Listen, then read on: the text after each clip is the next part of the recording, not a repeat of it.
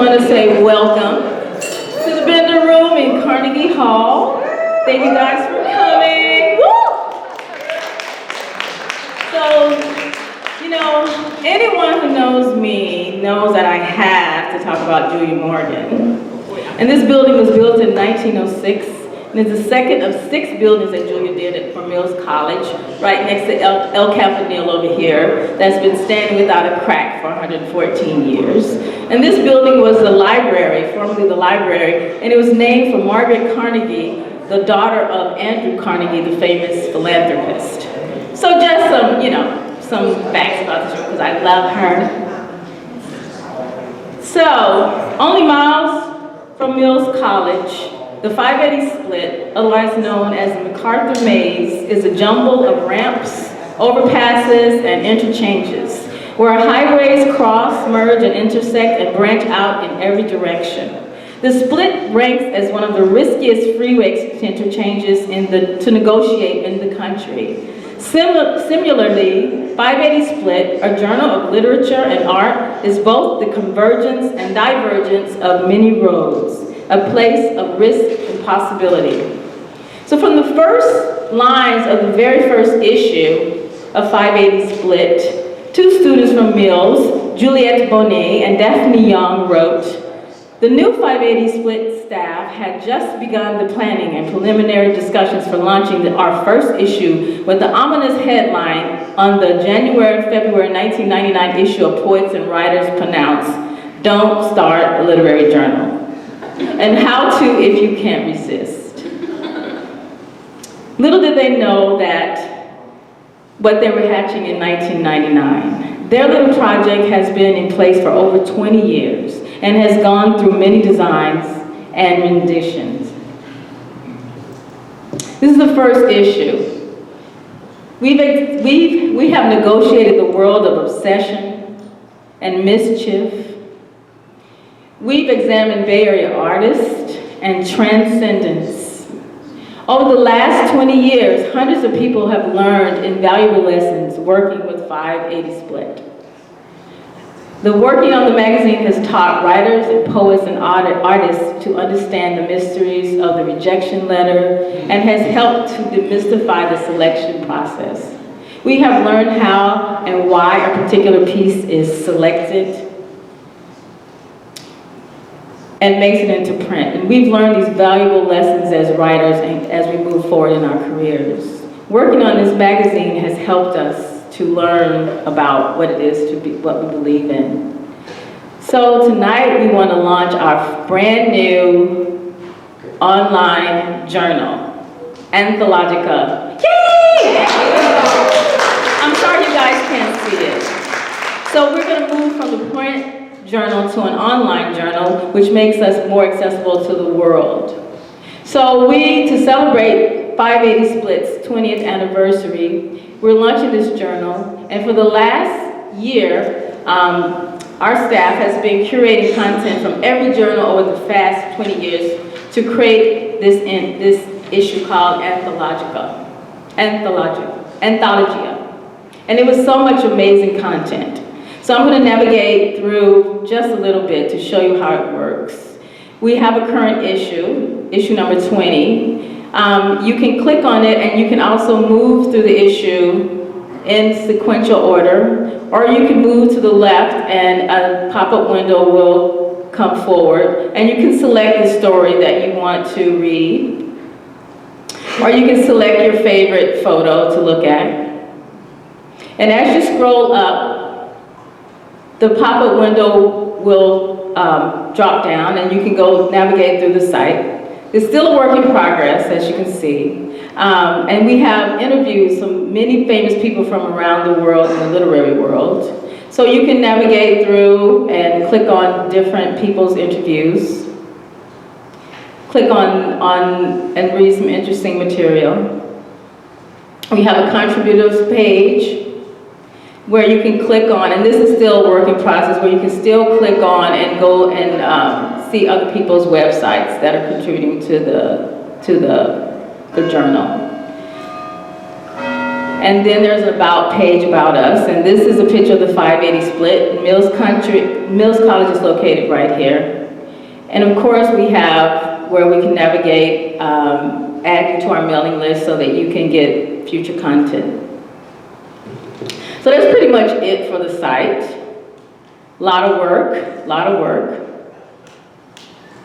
I think that's all I have to say about that. Thank you.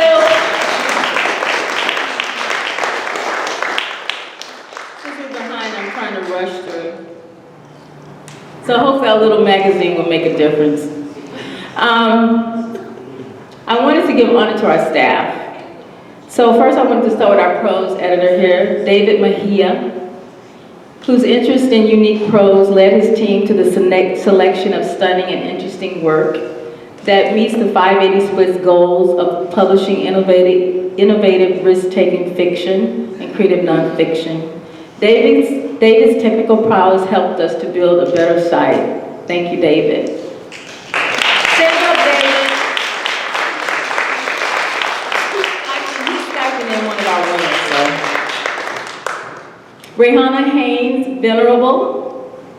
I don't know much about poetry, but Ray has taught me so much this year. In reading through the selections that she and her team curated, I learned a lot about how poetry is written. The selections are rich and varied, and I'm a better reader of poetry because of it. Thank you, Ray. Would you stand up, Ray? In the back, bartender.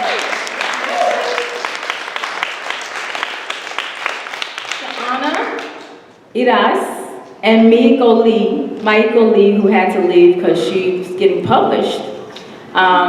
We couldn't have done it without you. They were our copy editors. They spent countless of hours making sure we dotted all the I's and crossed all the T's and didn't double space after periods. So thank you, Anna and Maiko. And to the readers, there were quite a few readers that helped David and Ray to select and curate the content as well as judge the contest. And I want to thank each of you. There was Ara Samuelson, Ariadne Wolf, Anna Eris, Chad Lutz, Leah O'Sullivan, Claire Livingston, Milo Gallagher, Sean Schaefer. I think that was it, wasn't it? 1 second. Yeah, that was it. So thank you guys for helping us. We couldn't have done it without you. And I'd also like to thank our graphic designer who couldn't be here today. Her name is Livia Foldes, and she worked with us to come up with the site. And they're still working with us because we're all in graduate school while we're building the site. So you can see we're going through and getting all the bugs out, but it's going to be something quite beautiful. And I think Micheline wanted to say something about the staff. Micheline Markham, everybody.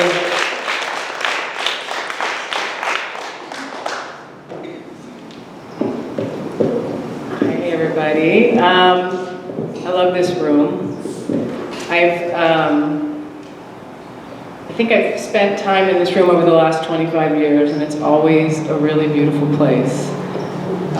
In fact, anyway, well, many of you don't know, this is about a decade ago, but the Layla Abu Saba Prize, maybe it was 8 years ago when she passed away, we had her memorial service in here. Many writers gathered in this room, and I've always loved it.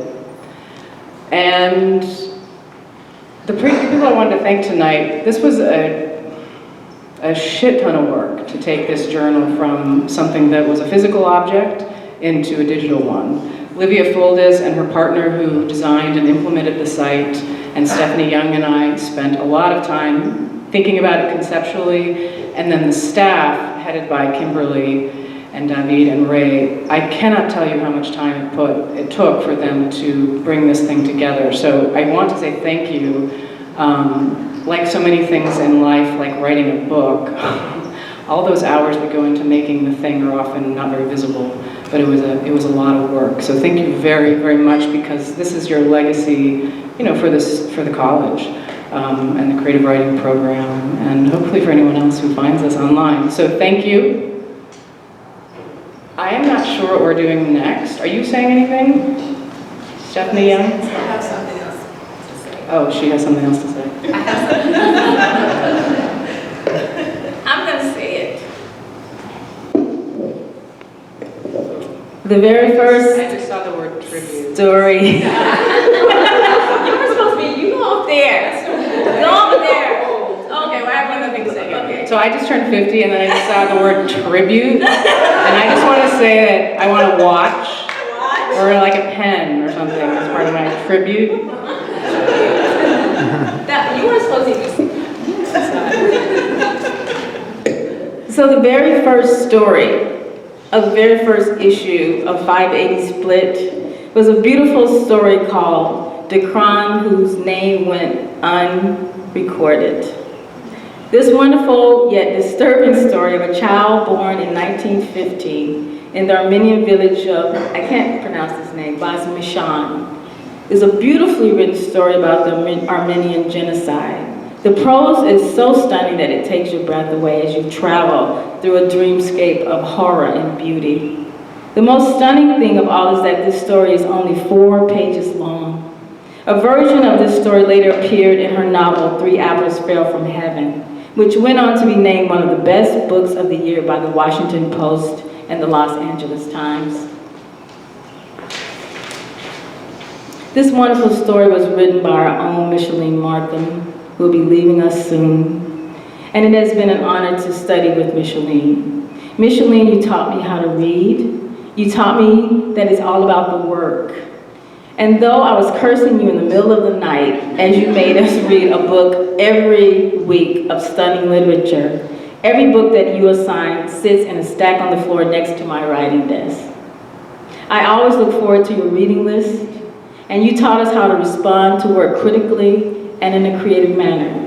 You helped us to read and present our work by requiring us to stand up and read our work and share it with others. This has provided us with invaluable lessons and has trained us to share our work with the public, which is why we are here in the first place. You have encouraged us to find the duende within ourselves. Through your creativity class, you pushed us to find what drives our creativity from within. You made us explore the very depths of our creative being. And you brought us Carl Jung and the World of Dreams. And you had us read by candlelight.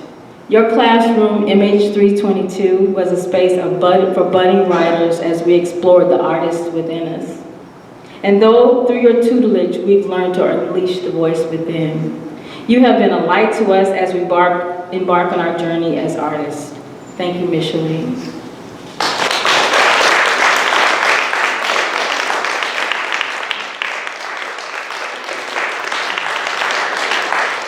So, would you like to say something? No. I really don't want to say anything. Because I think I cried the other day in my undergraduate class. I see a few of you here. No, I just want to say thank you.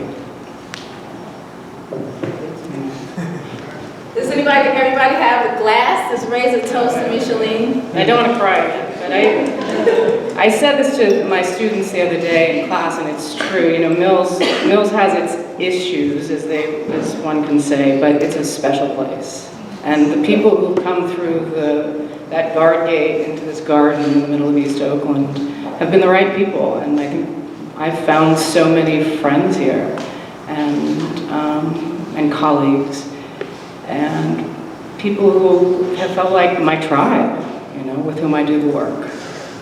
So, you know, I always say, do your work, and you know where to find me online, and that's really it. I'm grateful. Thank you.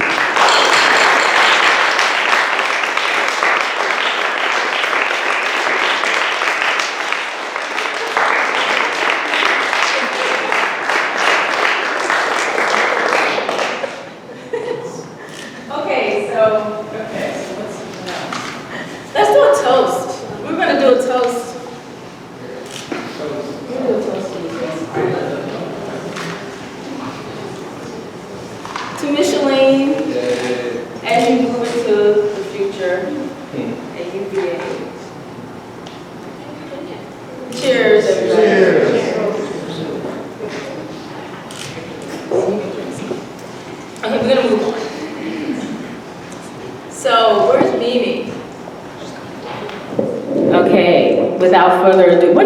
is it anyway?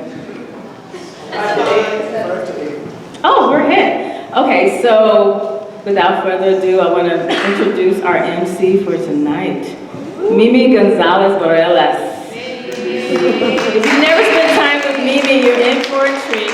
She's going to lead our open mic. We're doing open mic now? Well, I guess we'll do David first. Hold on one second, Mimi. Let's do the introduction. I'm sorry, I skipped a part. So David is the prose editor, and we have a couple of winners we want to announce. All right, go ahead, David.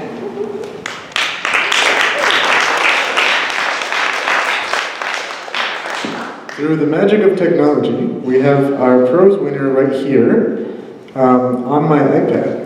But you cannot see her yet, so just give me one moment as I plug this in.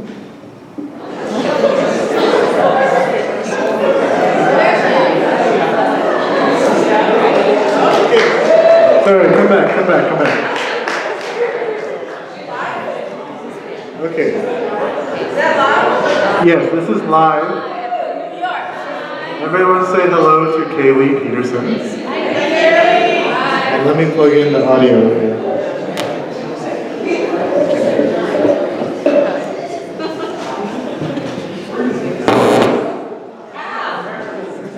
Okay, say hello. Hi, can you hear me? Yeah, everyone can hear you. Hey! Alright. I can hear myself echo.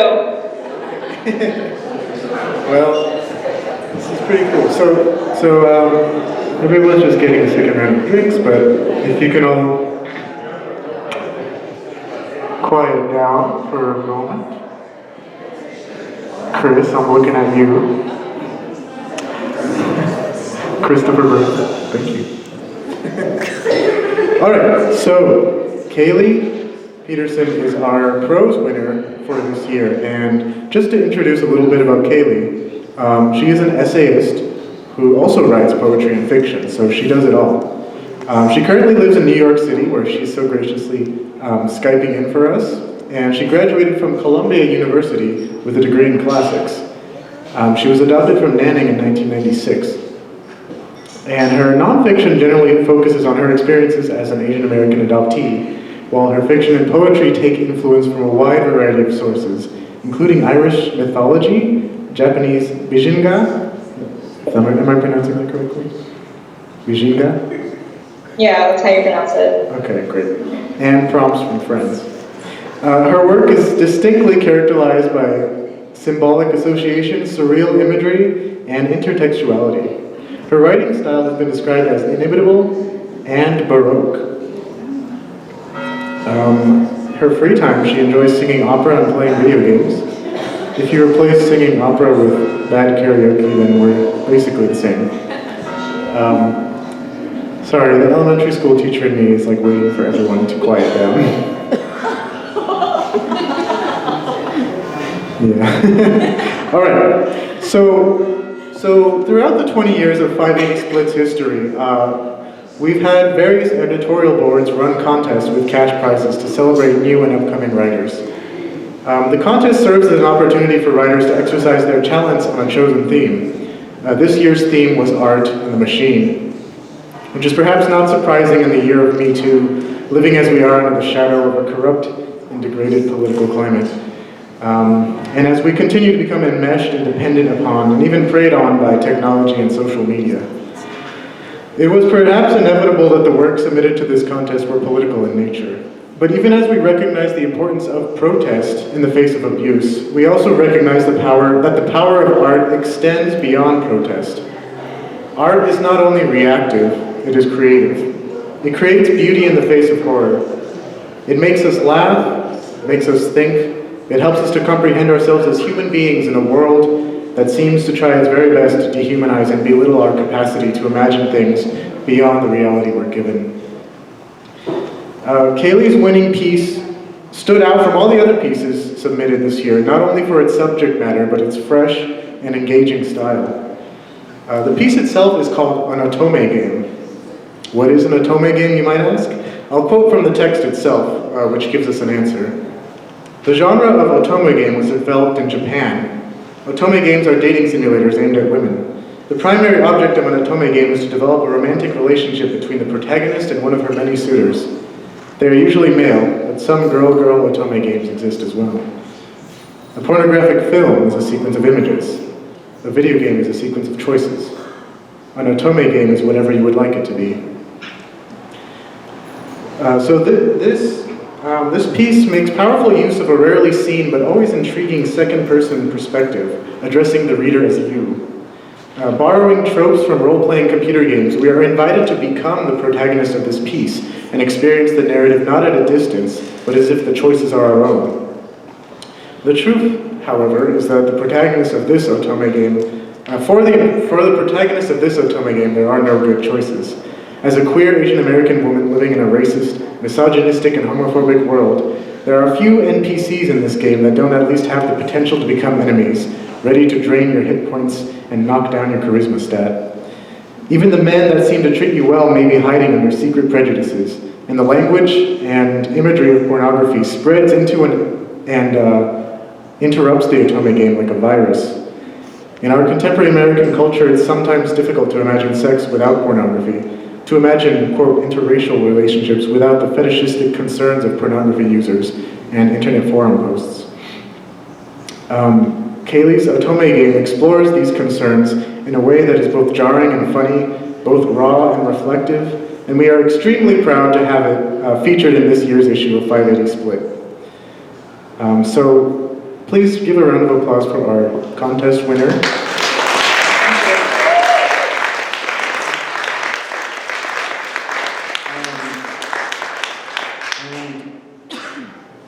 So we just have a couple of questions for Kaylee. So if you don't mind me asking the very typical obvious question, what inspired you to write an otome game? So I've been a lifelong player of video games and obviously a lifelong Asian woman. So I thought merging the two would be sort of an interesting way of exploring the struggles of dating as an Asian woman, but through sort of a pseudo-interactive lens in which non-Asian people are sort of asked by the narrative to directly participate in sort of the situations and experiences that I experience as an Asian woman. So it's sort of a way of connecting to my experience from an outside perspective. Great, yeah, that really comes through in a powerful way, I'd say. And who would you say are some of your creative inspirations, like other writers, contemporary or otherwise? I think I would say probably James Baldwin is my number one. And then maybe Cormac McCarthy. I really liked him in middle school, which is probably why I'm really messed up. Cormac McCarthy in middle school. Yeah, I really liked him in middle school. My parents let me read him for whatever reason. They're like the kind of like acts like white people who just do whatever. So I would say them, and then I take influence from like visual art, social media, interactive fiction is my major influence for this piece. It imitates directly the text cursors in the 1950s, which you would literally type in commands to make the character in the video game moving. So that was my main influence, basically. Yeah, it was really fascinating to read this piece, and we encourage everyone here to also check out your website, which is, I saw it's quite well developed actually, and you already have a few pieces published. I made it online in like a what you see is what you get editor. It's not, like I can't code. Well, just the fact that you have it shows you're serious about your writing and that you've published in multiple places other than 580 Split. So what can we expect next from you? Do you think you'll go into another program, or you just keep writing and... I mean, I'm 22 now, so I honestly don't know what I'm going to do with my life. I look pretty cool, I hope. So I'm sort of wandering around lost. Got a day job, staying in the community. I'm not really looking at the program right now, but just continuing to write, continuing to promote the stories and narratives of queer Asian American women and adopted Asian Americans, which is really cool. All right, that's wonderful. Thank you so much for joining us, and I know it's close to your bedtime. Let's have another round of applause for Katie.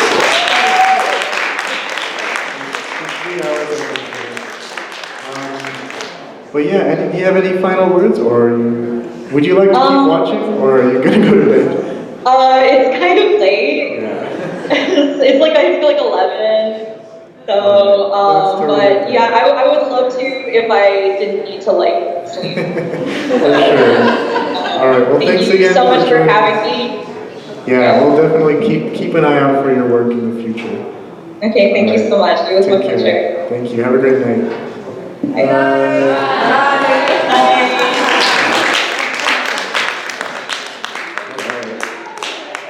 Thank you. Well, that's all from me. All right. Cover your ears. You ready? This is our poetry editor.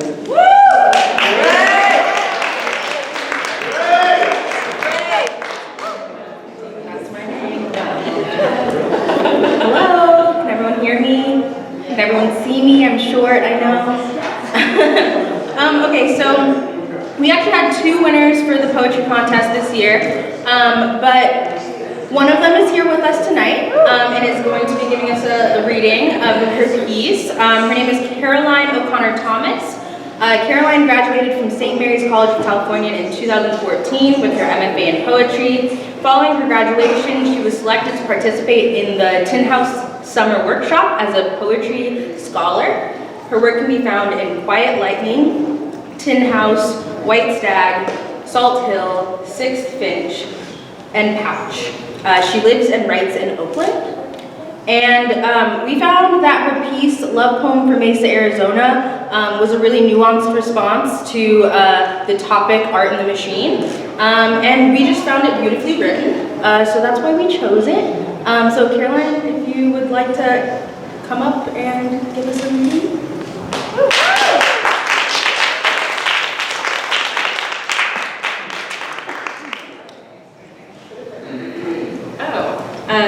Is it okay if I read another poem? Oh, you can read another poem as well. Cool.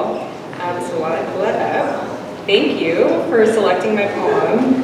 I've been a long-time reader of 580 Split. Use the mic. Hi. So to catch you up, I've said thank you. I've been a long-time reader of 580 Split. I moved to the Bay Area about 6 years ago for my own MFA program. And I always admired the voices and the writers I found in 580 Split, so I'm really, really excited to be part of the issue. So I'm not going to read the poem that won. You can go to the website and read it, which is really beautiful. The website is really nice. I am going to read a poem that is part of the same kind of series I was writing around the same time. So that's it. Biological poem. In your father's home, the universe came, in one unstitched, to me, awake to hear, the darkly knit celestial breathing. What does it mean to you, the black calf, unsurrounded, lonely, we say? What does it mean to you? Leaves in the swimming pool, swirling and absent, as from a distance some light changes the color of the water. A secret definition of fatted appears. The woman, always loving you more, in the forest buries her medicine, descends bare from the hill, and you never know the difference.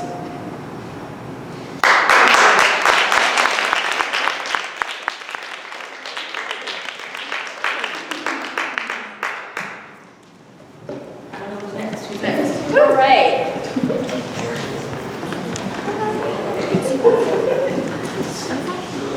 So again, thank you guys, that was awesome. So Mimi, I'm introducing you again. You're going to... Oh, okay. Yes. Hi, would you introduce me? Absolutely. Thank you. So, if you've never spent any time with Mimi Gonzalez, our MC for tonight, you're in for a treat. So without further ado, take it away, Mimi. Okay, kind of when you're introducing somebody, anybody. You kind of say who they are. It's not just like, you know, oh, she's a blast. You kind of say, hey, she's She's a poet, MFA MFA candidate. She got here when you got here. We are in the same cohort together. She's like one of my favorite people ever. Because the poets. Because the poets are amazing. Those are fantastic. Thank you. And she's also a comedian and a wonderful, smart, intelligent woman. Well, that is really lovely. We can date now. Hi, everybody. I would like to say thank you so much, Kimberly, for inviting me to be a part of this 580 split. You know when you're typing and you mess up? That's a typo? Well, that was a mouth-o. So when you're speaking and you screw up, it's a mouth-o. 580 split is no small feat. I volunteered to be a reader the first year I was here. And I'll tell you this, it was an invaluable experience. I didn't get any credit, I didn't pay any for any class credits or grades, but I did learn something. And that is, when you start to submit your work, which you have to do, somebody is going to be reading that work, and maybe it's a night when that person was rejected by Tinder. Not me, I don't use it. However, they might be having a very bad night, or they may have read 50 and they have 385 to read in 2 weeks. So it was really an eye-opening experience to understand what readers are going through. Congratulations, Caroline, that your work stood out and you were awarded this. It is not easy to win something when, how many people submitted? How many, where's Ray? Ray, how much poetry did you read? How many poems did you read?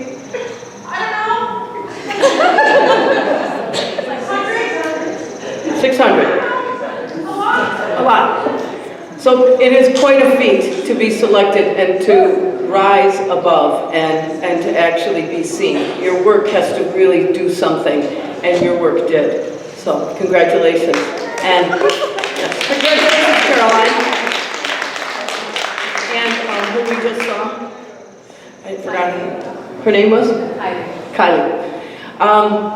I'm not actually opening up the open mic yet. I have the opportunity to introduce one of our faculty readers. We are honoring Micheline, who is departing for a well-deserved recognition for a wonderful position at, I believe it's University of Virginia in Charlottesville. And along with Kimberly and some of the people in this class, in this gathering, had the great opportunity to be in Micheline's Theories of Creativity class, which was one of the finest classes I took at this school. Micheline is incredibly erudite, and she brought us young, she brought us speaking with plants, she brought us the opportunity to completely transform the classroom. And for most people, your MFA at Mills or your English classes take place in 2 rooms.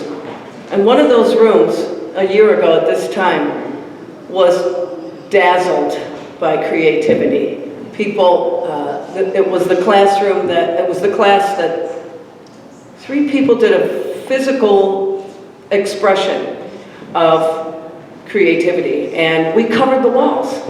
And it stayed up all semester. And every class that went in there wondered, what is going on in this room? And what was going on in the room was the opportunity to create and express yourself. You are, congratulations, Micheline, because the students who will be able to learn from you at University of Virginia are quite blessed, just like your students from Goddard. And it's also wonderful to know that you are a Mills MFA. So you're a Mills alum, so thank you for giving us that boost that we have something to strive for. Thank you, Micheline. A hand for Micheline, another toast. Are you going to come up here? Please, keep coming. Well, is that okay? I have a suggestion.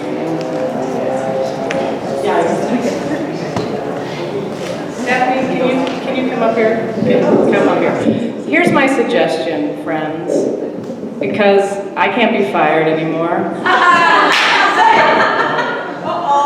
All these years I've just held back. I really think we should invite the band. If you want to make me happy, first we can hear Stephanie read a poem or two. I'm not sure what you brought. See that face? Anyway, I would like to invite the band up, and I would like to dance and just enjoy together. That would really make me the most happy. I love you, and I love the work, and I could read, but whatever. I think that's what we should do. Now, why don't you read?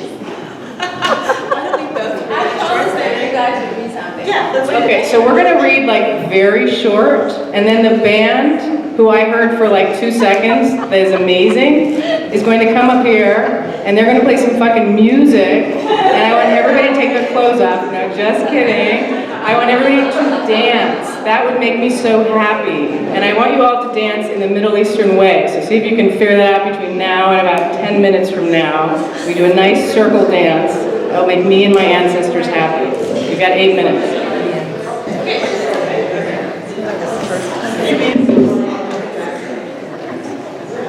Okay, so got it?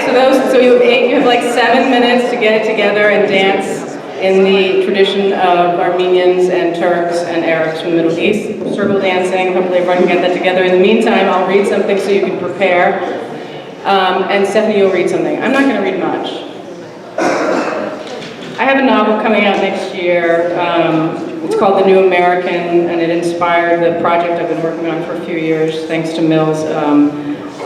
Working with Central American refugees who are here, who are fleeing the terrible violence in Honduras and El Salvador and Guatemala, and don't listen to what the administration is saying because they lie all the time. So this is the opening to the novel. It's about a kid, an American kid, Guatemalan American, who is deported to Guatemala. He came over to the United States at 2 years old and then is deported. And when he is in Guatemala, he decides to come home. He's on the bus. The old Bluebird school bus slowly climbs the steep and winding dirt road as it leaves the green, misty valley of Todos Santos behind on its way to Huehuetenango, 2 hours away, but he cannot see any of it through the windows in the darkness. In the seats near him, women hold their babies and toddlers, and the old men hold their straw hats in their laps, bound chickens squawk and crick from their baskets overhead. The bus is filled with people of all ages and with their things tied up in big cloth sacks and cheap plastic bags. The engine is loud and cranks, and the bus is crowded and cold, and he wonders again how many days will it take to arrive, and can I ever get it all back?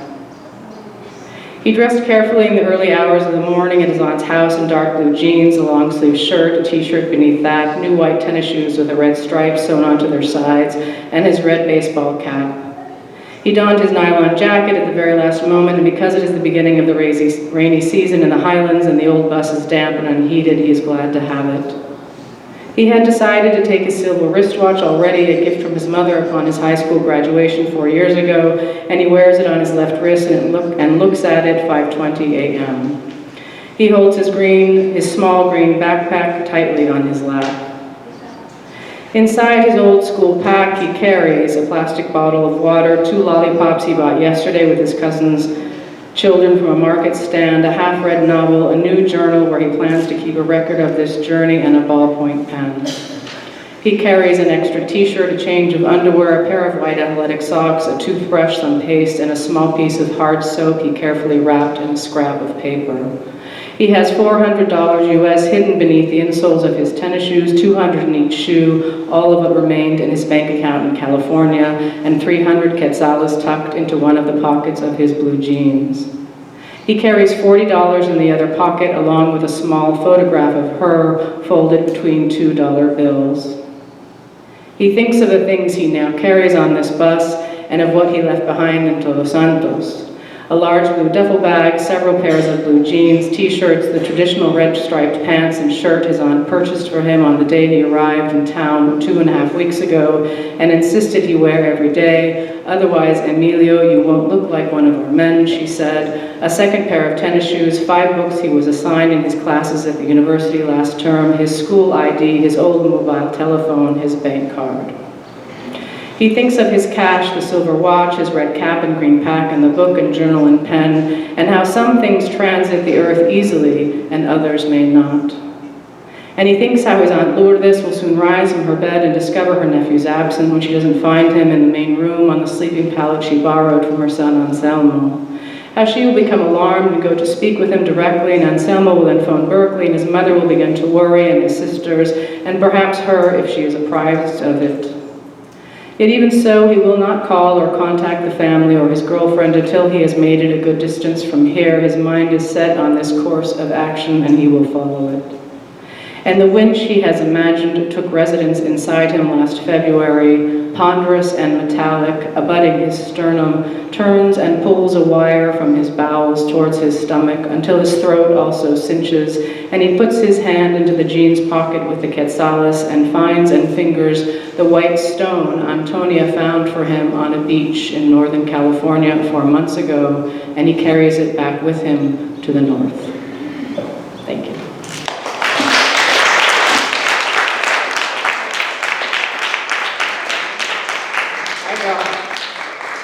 And then we dance.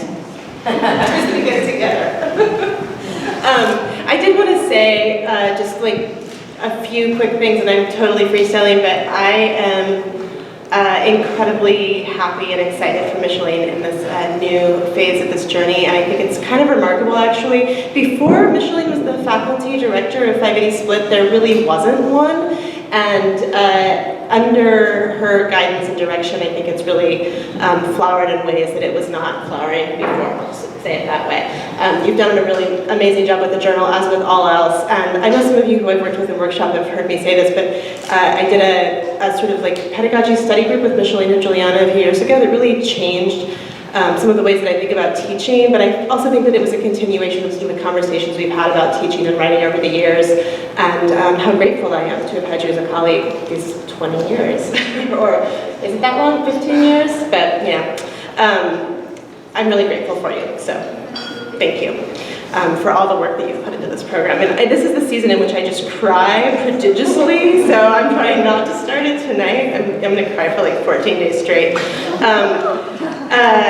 And it's also just, I don't know, it's just been like a season of transition in really profound ways. So I'm just going to read one poem that is from the end of this book that's coming out next year from Nightboat. It's called Pet Sounds, and I realize that it's sort of an elegy for some things that have since passed. Like, this is the last poem of the book, and it's about this house of mine that just burnt down, that I lived in for 16 years. And it's from, who's been to the Way Bay exhibit at BAM? Who's made it to that? Everybody should make it to that. It's up through June 5th, and it's sort of like a trans-historical exhibit of Bay Area art. And there's this amazing wall of postcards by a bunch of Bay Area poets, including Tongo, who's been teaching here this semester, Trong and Juliana are both up there, and this is my poem that's up on that wall of postcards. So I almost steal a stalk of what isn't yarrow. The sage with purple flowers I stole outside Brandon's old apartment is doing pretty well, making roots. Everybody knows you cannot own a plant. Our labor made the patio and garden, purchased wages to obtain this umbrella casting shade over a green plastic table I haggled down to $14. What was in your wallet? What we found on the street. Patio furniture from the set after that play was over, the one about math, dusted with gray spray paint to look authentic. It looks authentic. We don't own the house or the yard or the shed we covered in a tarp. I'm learning to tell the difference. And then that house burned down. So thank you, Micheline.